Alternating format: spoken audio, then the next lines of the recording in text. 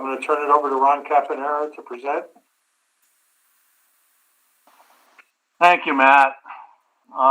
Before we get started, I just want to say that this will be my 12th and final budget with the county.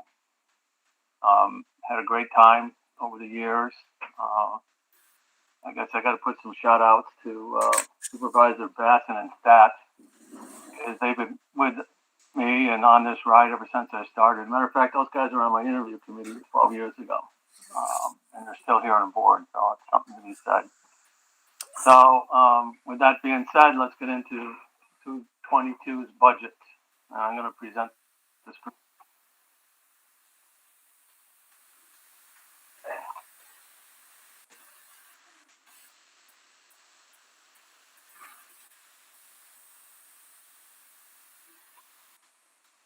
Everybody with me on the screen? Yes. Okay, so this is a quick snapshot. As you know, I say this every year at these budget workshops. There's a lot of moving parts to this budget, as you can imagine, each year. This year, the total appropriations for next year's budget is just over $162 million. It's kind of hard to compare it to 2020 because of COVID and all the cuts that we had to perform in order to make it through COVID. So it's really unrealistic to do any comparison to 2021 budget versus this year. With that being said, though, the easiest budgets I put together here in 12 years, given the fact that we're projecting a 2% tax levy decrease, which is outstanding, and that's basically 4% below what the 2% tax cap is by the state controller. And this is probably one of the first time we've actually had a tax levy decrease that I can remember. And there's a couple reasons why this year's budget was a little bit easier than last year's. Obviously COVID, but sales tax has been very, very good to the county. And PJ can get into that, where we are, where we've been, and where we're going with that. Another reason why this year's budget fell into place pretty good was the New York State retirement pension. The rates kind of dropped from this year to next year pretty significantly for a lot of reasons. It's performance on stock market, and it's also as we move forward in years and bring new employees on, they're coming on at a much lower rate with Tier 6. And us employees like myself are going out at Tier 3s and Tier 4s. And that's at a higher rate of contributions from the county. So those things are going in the right direction for us in pension. That has significantly reduced our pension costs by over $1 million for 2022 for that. And then ARPA funds, okay. As you know, we're going to use some ARPA funds to replace some of the costs, expenses that we cut in this year's budget. One being health insurance, and we're on target to spend over $1 million because of COVID-related health insurance expenses. So we can use our ARPA funds to basically reimburse the county back and what we've spent on COVID-related health insurance funds. And then we're going to use a couple $100,000, maybe $500,000, and reimbursing ourselves back for some of those equipment cuts that we had, and the machinery fund and the sheriff's office and cars and so forth. So they all contribute to what was much more easier projections in 2022 than we had in 2021 and going forward. With that being said, that's on the tax levy, okay? And as we come back, we got to add what we call back the chargebacks. And this is our EMS chargeback. This is our workers' comp insurance outside the county, and then some minute taxes with the towns. So that all adds up to over $3 million, and that has to be added to our tax levy. So the tax levy up here, plus the $3 million here, is our final tax levy, and this is what gets really projected out when Suzette sends out the tax bill. That'll be the tax levy for the county of $47.4 million. Okay, being said, even with that, we're still almost 1.7 million below the state cap. tax cap of 2%. So that's really good. And then if you combine our increase in property taxable values, which has gone up by 389 million. With that being said, on an average household in the county of 270,000, and this is right from Suzette. She gives me what the average household value is in the county every year.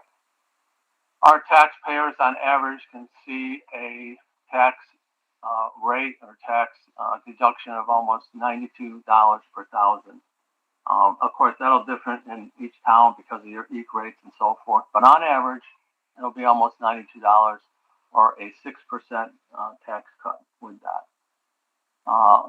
So going back to here, when the tax bills go out, you always see there's an amount there that you're saying a tax bill, tax levy increase, and it gives you a percentage. Everybody should see a 2% tax levy decrease on their tax bills. And then combined with what I just went through, you're actually going to see that $92 per thousand tax rate decrease. That's pretty good. That's pretty good things being said. A couple other things that I want to go over. Let's talk about raises and union negotiations, because what's not in this number, what is in this number? What's not in this number are the union retros, particularly for the sheriff's office and for our jail or corrections officers that actually date back to 2020. And if you remember, we've ratified these, and passed resolutions just recently in the past couple of weeks and months. So we'd like to get those out and paid by the end of this year. So those retros will not be in this budget because we're paying them out this year for that. So that's a good thing. What's in this budget for the union is going for 2022 and 23 will be in 23's budget. So that's a good thing. Another thing that's not in this budget and we passed this year, and we're using the ARPA funds, and that's in for premium paid. Premium paid with benefits amounted to close to $450,000. So we'll be paying that out next month around December 9th. So that again will be in this year's budget and this year's expenses, and that will not be in next year's budget going forward. So that's a good thing. Another thing is we did this budget again, as we do with every year, no cuts in services or staff. Everything has remained the same. Our services remain the same intact going forward. With that, I'd just like to open it up to some questions. If you've all had the budget over a week ahead of time, you had some questions and so forth, let's go through those. And I'm certainly PJ and I and Matt and anybody that was on the budget committee, and I'd like to thank those people on the budget committee, those supervisors and myself who worked on this budget over. So I'm just going to throw it out there and open up to some questions. Rick Scalera has a question. Supervisor Scalera? Ron, you mentioned on 2 occasions that the taxpayers are going to see relief at $92 per $1,000. Isn't that $100,000? Well, it's on an average household of $270,000. So what's No, only 2,000. Yeah, if you take that 270, by 1,000 right there, that would be the difference.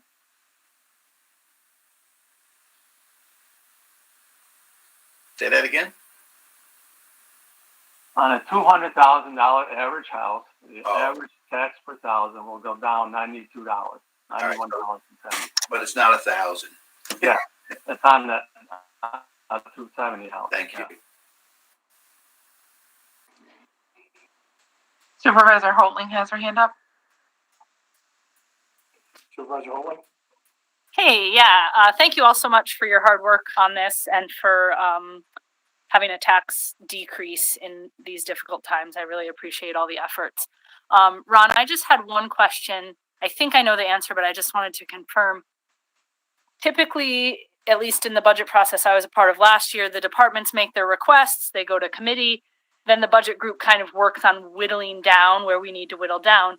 My understanding, and correct me if I'm wrong, is that we really didn't have to whittle much. I guess my question is, are there any departments that didn't get what they requested, that we had to cut out things? No, not really. The only cut back and do it every year is really in the highway department where we cut back on some of the salt, sand, or diesel fuel and motor fuel. And that's it. Every department, you're right, pretty much got what they submitted. And then to make one point back, as a matter of fact, the department submitted back to what originally was back to the pre-COVID budget too. So that's all good too. Great, thank you. Supervisor Chemidas was next, Chairman. Yeah, thanks. The budget together and doing a workshop.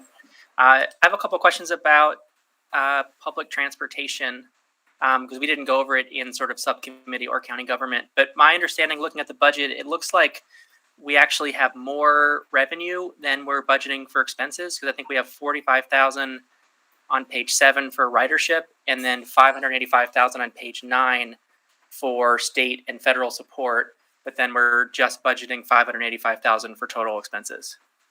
Is that accurate? Yeah, but some of that is for a new bus too, Mike. Right.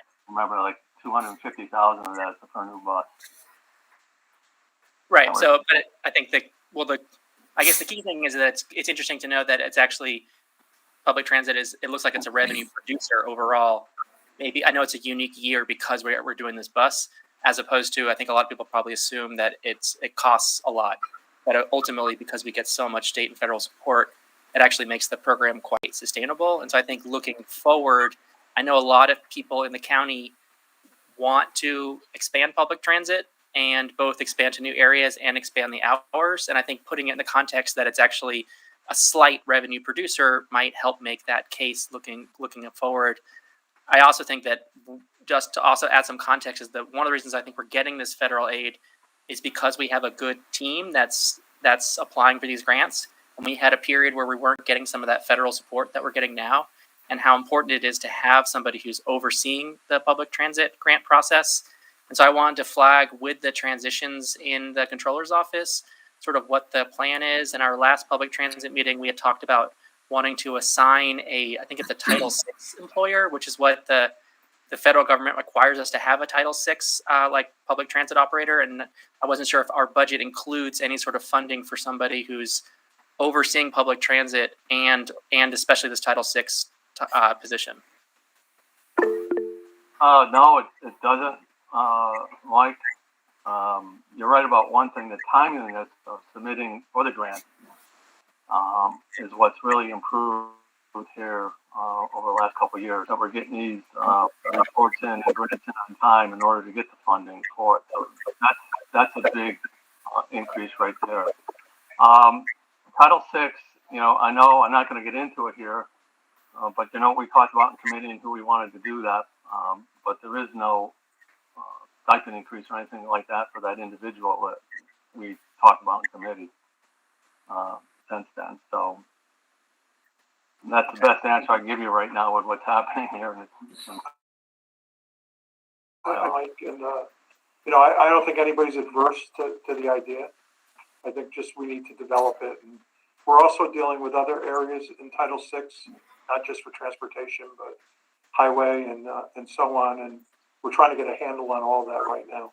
I know Kelly and the county attorney's office have been working on that. So, but I think I don't think anybody's adverse to having a coordinator, and how we get there is will be up for discussion.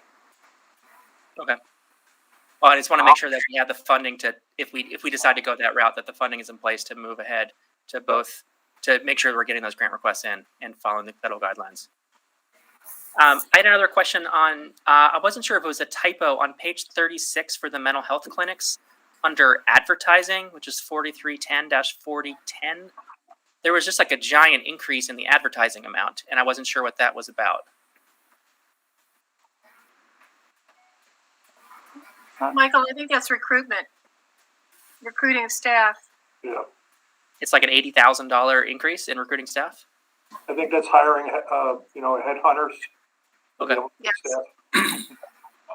It was discussed at LinkedIn committee. Okay. Great. I got that as a workforce grant that he got for $60,000. Supervisor, that's my notes in here. Okay. and that's for the Oasis Workforce Grant awarded that Dan Amati got in his group. So, and that's what they're going to sign.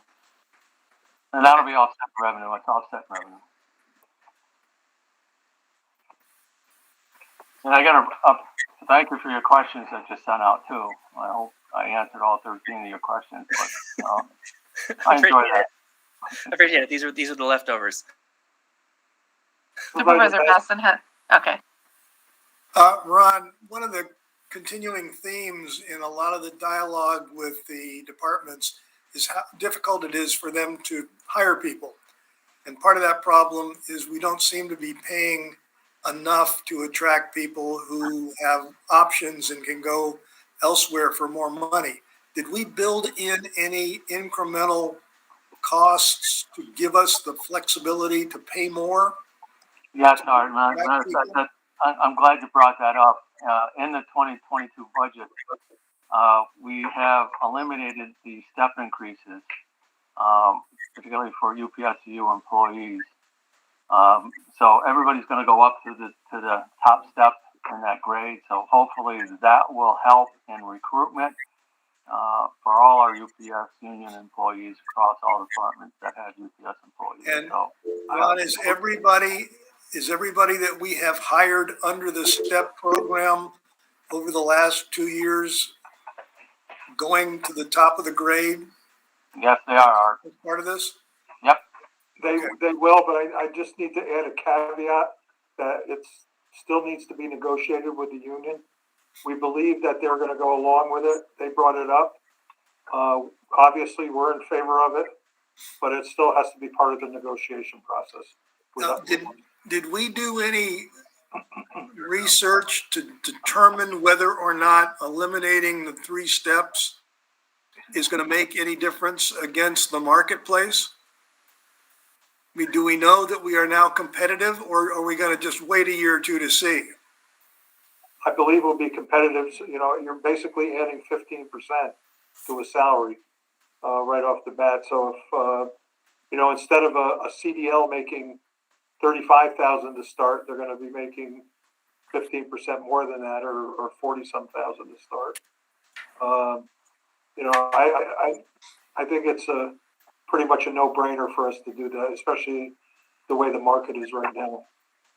I agree. It's a great idea, Matt. I'm just worried that it's not enough, and that if we find it's not enough, we ought to be prepared to do something about it mid-year, so that we don't. There's another part to all this. Yeah. We met with UPSU as well, and we set aside $200,000, or actually $250,000 $250,000 in the budget, and we're putting it on the union to say, okay, you give the upgrade where you think they're needed for your employees. So that could include CDLs, it could include mental health counselors, it could include people that work in our OFA kitchen to try to get their salaries increased. So we did this a few years back with Kathy Wright, when she was the rep. At that time, it was only $60,000, but it seemed to work out well. And I know Michael's been working with Mike Kutsky from the union to be able to develop that and increase some of these salaries, like the CDL salaries and so on. Okay, thank you. Chairman, Supervisor Adams has her hand up, but also Supervisor Collins, his hand won't go up, and he was after her, and then Supervisor Holding. Okay, we'll start with Supervisor Adams. So Art asked one of my questions. The second part to that, though, is have we considered doing some kind of a salary survey so that we have some data to compare, what we're learning from UPSU and from Michael? My other question is, aside from a more general salary review, is do we have a factor in here for continued or an additional pandemic in terms of wages or PPE or any other emergency needs, given the fact that the infection rates are climbing and we have a new variant? Well, it's something that we're continuing to get reimbursement from the state, whether it's FEMA money or state aid. I know that the health department has gotten a few grants because of COVID. Have we actually factored it in the budget? I don't believe so. But you know, it's an unknown as we move forward. Brenda, it may help. This is PJ. It may help the fact that that's one of the reasons why we have the ARPA funds set aside. That is not in this budget whatsoever. It's money that's set aside, and we're due to get the second half in May or June of 22 as well. And that will hopefully, you know, hold us over in the worst case scenario. But we're not in a hurry to spend it. I'm aware of that, and I appreciate we have that safety net, but the market fell 500 points today, and Moderna announced that their vaccination may not be as effective against this variant as as anticipated. So I'm just thinking, that about both revenue and expenses for the coming year. I think we have experience in what we went through with COVID and adjusting the budget the way we did by, knocking almost $10 million out when we needed to. But in addition to that, we do have the ARPA funds, and we do have a healthy cash balance this year as compared to other years. Thank you. Yep. Thanks, BJ. One other thing too that I'll add to that, and I forgot to mention, is the COVID-related funds that we got coming from the grant writers. That should be floating in next year, and that will be approximately $350,000, and that's just to the end of 20. So that would be okay that we have that. What happened?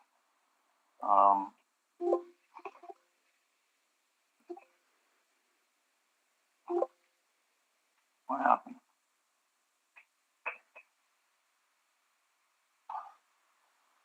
There we go. Yeah, so those coming in at the end of for the end of 12/31/20, plus what we got to put in for 2021, which will probably be another $250,000. So those funds are coming. They're not in the budget per se. So it's just more windfall coming in for next year. Okay. Supervisor Collins. Hey, Ron, thank you so much for all your work, and PJ and everyone else.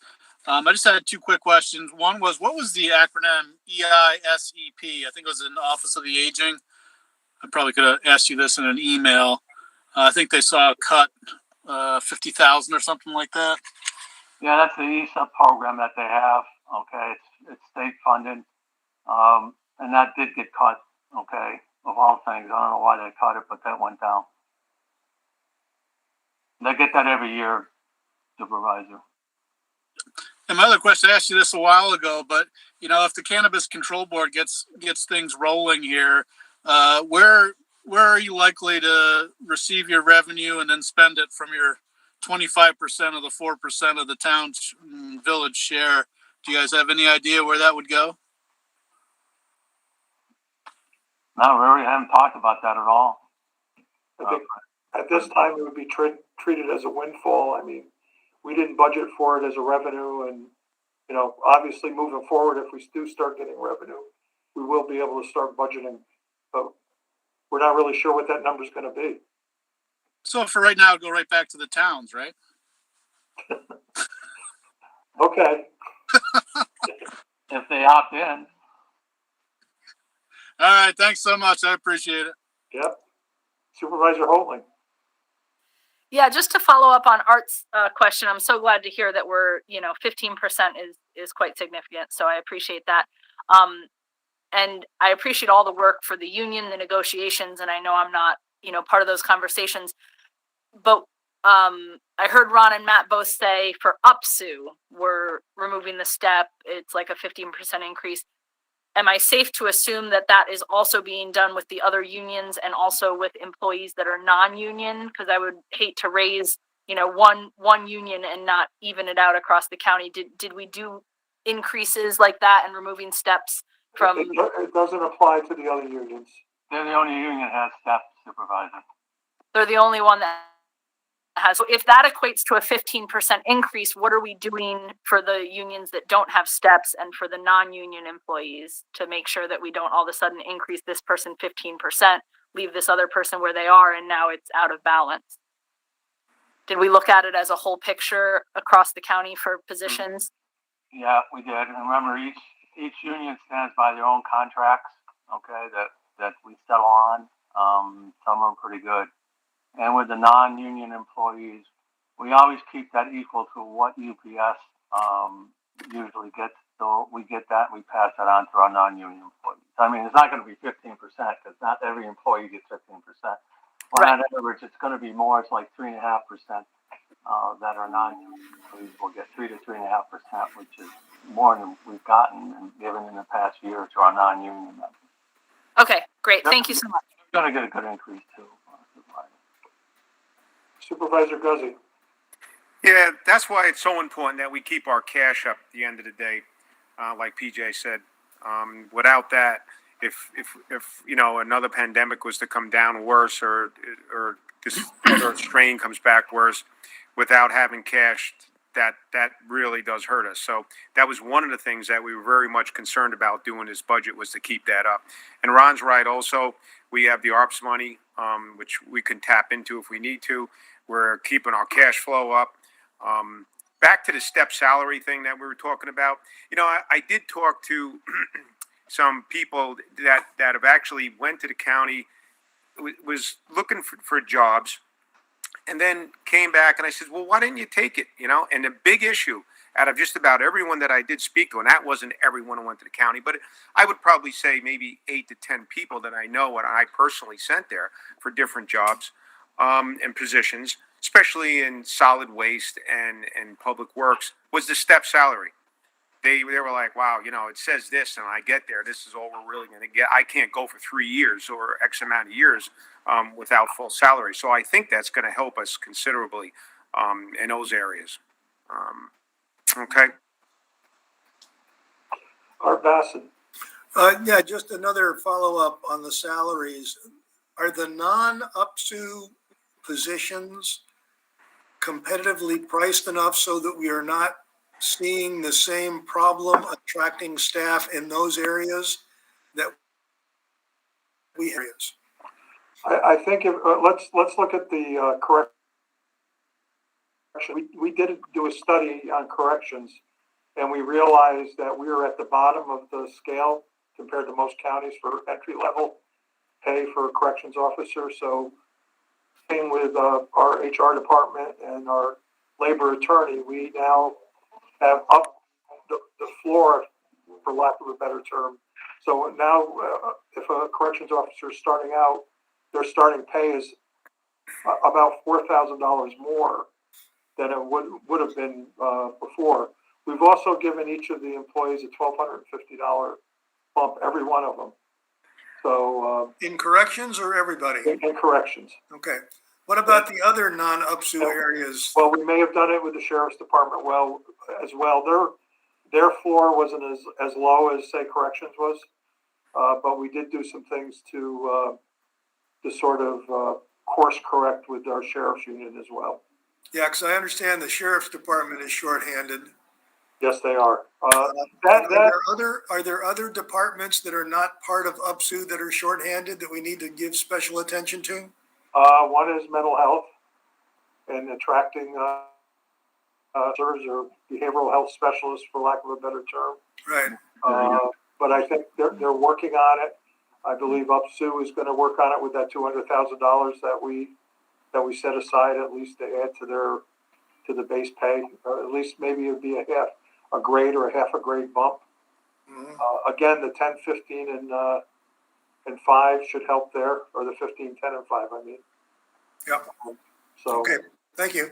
Part of the issue, I mean, it's not, for example, with the sheriff's department, it's not just money. It's just what's been going on in terms of policing, over the last year and a half, has caused some issues in recruitment.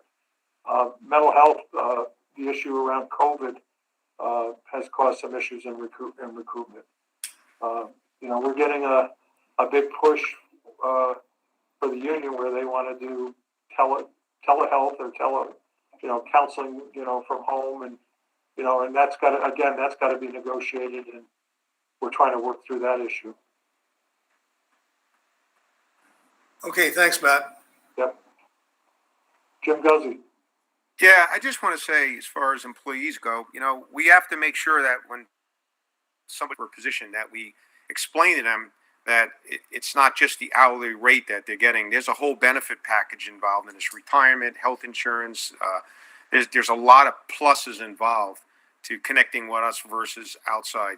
So in private business. So I think that's something that we need to be very well aware of and make sure that we tell our people that are coming in for jobs looking for this, that this is what's also involved. That you're getting what the hourly wage. We have a very generous health insurance package. Yes. Yeah. Even compared to the state. Yep. And retirement and a lot of the extra days they get, and so there's sick time, and so there's a whole package here that when you connect up with the county, that we got to make sure we're selling to everybody. It's just not that, and again, people want to work where they feel that they should be there, and their position is people are happy that they're there, and that's another thing we've got to work on, I believe, too. So. Thanks, Jim. Supervisor Adams. So I agree that we have a lot of these moving parts, but I just remember the sheriff's conversation, and it was that we seemed to be doing reasonably well in hiring, or year 1 and year 2, but once we hit year 3, 4, and 5, we were less competitive, and that's where we were losing people and not retaining people. So I think if we could undertake a salary review for the non-union employees, just so that we're ahead of the curve as opposed to behind the curve, so that we don't find ourselves in the position. But I thought the work that HR did and the union did to identify where our gaps were and where we were non-competitive was and it informed our negotiations with the union. So just want to encourage those salary reviews. And with the sheriff's contract, it enabled us to make some course corrections in terms of absolutely compression of grades and so on. So that should be helpful. Yeah. As a matter of fact, we entered another a step for the more senior sheriffs in the sheriff's department, and allocated more resources to them to keep them current. So that was another thing that came out of the union negotiation. Is that another step in their sequence? Are there any other questions about the budget? One other thing I want to talk about cash, but back to that, just remind the supervisor that, again, we put this budget together without using any cash in the general fund to offset the budget itself. So that's 2 years in a row we've done that. We're using a little bit of highway cash, about $850,000, and that's it. Okay, so that will keep our cash reserves and our balance substantially higher going in the future. PJ, we're going to be making our retirement payment in December. Yes, Ron and I are going to go over that on Monday, just to make sure that we're all set for that. But obviously, at this point in time, it looks like we'll be able to make that. So we'll be making 2 retirement payments in 21. Sales tax remains very healthy. We're up about $8.5 million over last year. If we, again, I'm kind of conservative because I think Supervisor Adams referred to it. You don't know what's coming at us in the future here. We're going to go back into a shutdown again or whatever. But even if we break even from here on in compared to last year, we should end up somewhere around $52 million. And we have budgeted 49 in the 22 budget. So we always leave a cushion. It's important to leave a cushion. We don't ever want to take everything that we've brought in. That would not be fiscally prudent to do. The other thing I just want to mention, you'll see there's like a $20,000 increase in the workers' comp chargebacks to the towns. Again, the bottom line is when we talked about PERMA, the bottom line, the cost to PERMA are exactly the same. The end cost to PERMA is exactly the same as it was last year, our budget. However, there will always be little fluctuations because it's based on 75% of your payroll and 25% of your town valuation. So there will be some fluctuations there. One other financial note that PJ and I got today is that we sold our $9.2 million bond sale that we passed last month. And the rates came in at astounding 1.49% for 20 years. Can you imagine that? But again, that's taking advantage of the market and what good financial rating that we got. But that's an excellent rate, 49% on that bond. And your mortgage tax will be going out this week. You'll be happy to know it's up about 35% overall. We're about at 1.5 distribution this year, and we're at 1.1 last year for the 6-month period. So they keep coming. People keep taking mortgages. So I don't know when that will tail off, but I think we budgeted conservatively for next year. And I think that's, again, a fiscally prudent thing to do.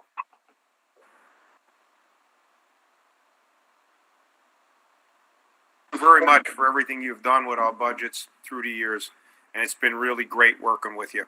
We're going to miss you.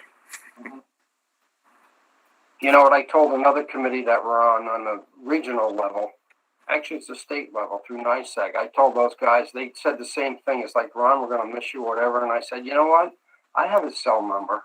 He's not going far. So when I first came onto the board, you guys had a little party for the outgoing supervisors, and now that we're online, what are we going to do for Sarah and Rob and Ron? You know, we should have some kind of online. I don't know how you do an online party. I don't know, but I'm not cooking. Patsy, I'll bring the liquor. Ron, we need the lasagna. One last Yeah, one. yeah. One last one, Sarah. Yeah. Supervisor Adams? Mike, I just want to go back to PJ and the sales tax. Do we know how much of the sales tax was related to the internet sales? You know, I have a breakdown that went through, I believe, last May. I haven't had one since, but obviously it's a huge portion of it and a big move over the last couple of years. I mean, I can get that information to you as soon as it becomes available. Thanks, I'd love to see it. It's moved way up the chart. Yeah, what I would expect. Okay, any other questions? Comments? I can do a party too. I forgot Patsy and Mike. Seriously though, we should have like a little gathering if numbers stay low. If they're okay, we should have something. Let's talk Thanks for about all your hard work, Ron and PJ. We'll have a public hearing next board meeting on December 8th. There'll be a public hearing on the budget. You know, we'll open up to the public, anybody attends, and close it, and after that, we'll make a motion, as we always do, to adopt the budget. And you guys will have raised stats probably as a yes vote for the first time in a long time on the budget because it's a decrease. No, he voted last year for the He voted budget. yes last year too. Voted Oh, last did he? year. Okay. Well, yes, it'll be 2 years in a row that he voted for the budget. Well, maybe he'll surprise us and vote no. Oh, I'd say. Okay, All right, thank you, supervisors. Been a pleasure. Ron, thank you. Thank Well you, done. Ron. Thank you, PJ. Thanks, Ron. Don't be missed. I'd like to close the workshop and see everybody on the 8th. You bet. Thank you. Bye, everyone. Take care. Thank you.